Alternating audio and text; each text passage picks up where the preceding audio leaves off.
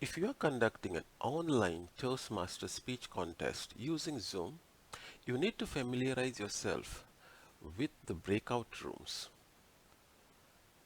Breakout rooms allow you to create virtual rooms in your contest that closely mimics a real contest. You can create a breakout room for judges to do their briefing, contestants to do their briefing, an isolation room for table topic and evaluation contestants, a separate room for ballot counting by the chief judge and the tally counters, and a protest room in case there is any protest. Then the chief judge can bring the right people in the protest room and handle the situation. Now let's see how we can implement this kind of structure in Zoom. Let's get started. To understand breakout rooms, I have created a sample meeting with 8 participants. If I click on the Manage Participants, I can see the list of all the participants who are in this meeting. And what I would like to do is I would like to move some of these participants into a breakout room. To create breakout rooms, we have to use this option called Breakout Rooms. To start creating breakout rooms, click on the Breakout button at the bottom of your screen. You have two options to either automatically assign the participants into the breakout rooms or to manually do this. In a Toastmaster speech contest, it is preferable to use the manual option because you can then decide who will go into which room. I will click on the Create button, and this will open the breakout room management screen. I can create number of breakout rooms by clicking on the Add a Room button. And if I want to rename this breakout rooms, I simply click on the room and use the option Rename. Now, in a speech contest, ideally I would have a judge's briefing room, so I can just click and rename it.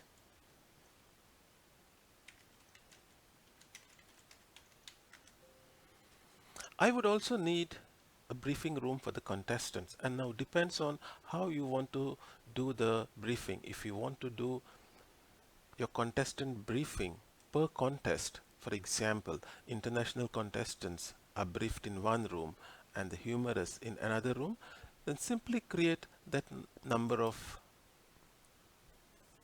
breakout rooms. I prefer to use a prefix such as INT for international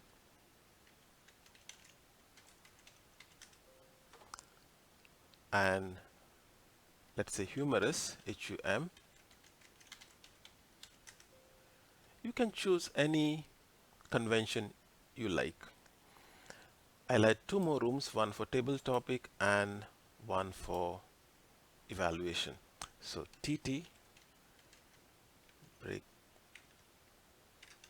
briefing room and one for evaluation. So let's call that eval.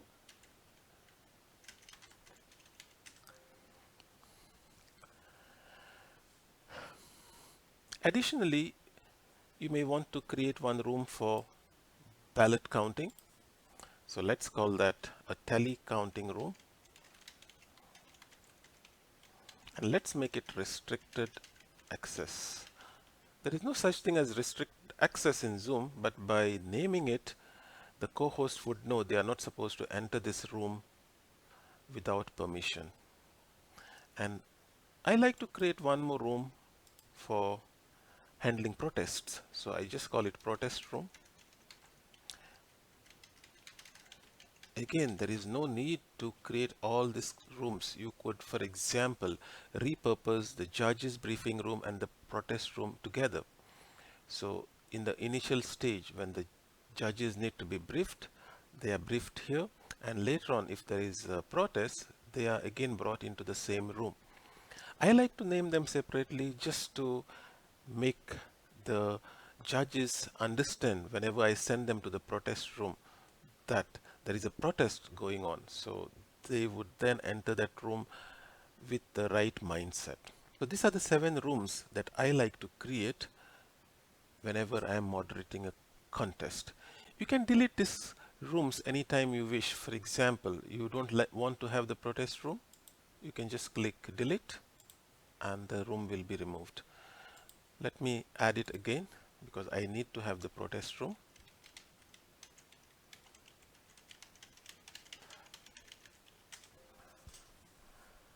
Next, please make sure that click on the options button here and choose this option, allow participants to return to the main session at any time. And this is extremely important, especially for table topics and evaluations, because you don't want the participants to get stuck there and all coming into the main hall at one time. You want each participant to enter the hall based on their turn, based on their speaking order. So you need to have the flexibility to allow the participants to return to the main hall to deliver their evaluation or table topic as they are called by the contest chair. Our next step is to assign people into this room. Let's talk about the judges. To ensure that I can locate the judges quickly, especially when there is a contest with hundreds of people and it's a protest going on and the chief judge tells me, please send the judges into the protest room, it would be very difficult to scroll through all the names to find out where are the judges. So I prefer to work with the chief judge to come up with a naming convention, and I prefer to have a naming convention like J dash and then some code which the chief judge knows who is that person. So let's say on the day of the contest, the chief judge and all his judges enter the main hall and they want to be briefed. And as a moderator, I need to assign all of them into the judges briefing room, which is my first room here. To assign these people to the judges briefing room, I can click on the assign button and I can find out who are the people here. So the chief judge Joel, judge number 1, 2, 3. So these 4 people are assigned in for the judges briefing room. And if they want to start the judging, then I come here and I click open the rooms. All the 4 people will get an alert on their devices to say the host has opened the rooms, please join the judges briefing room. So let's do that. Now I can see that 3 people are unassigned, maybe they are the audience, and 4 people are assigned to the judges briefing room. But as of now, none have entered this virtual room. Now this is an example of one of the judge. It's actually on my mobile here. So he will get a message which says the host is inviting you to join breakout rooms, judges briefing room. All I have to do is click on the join button and you will see within a short period this person is now in the briefing room. And if you see the main hall, the person J01 or JH01 is no longer there.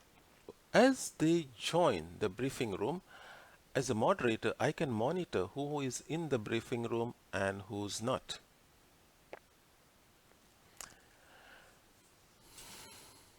Now let's say Sean is a international speech contestant and I want to move him into the international briefing room. So simply I can click on the name Sean, click on assign to and choose international briefing room, and in this case Sean will get an alert to join the international briefing room. As a host, I have the rights to go to any of these rooms to see what's happening. I can see that Sean has not yet joined the briefing room. Now let's suppose I want to know what's happening in the international briefing room.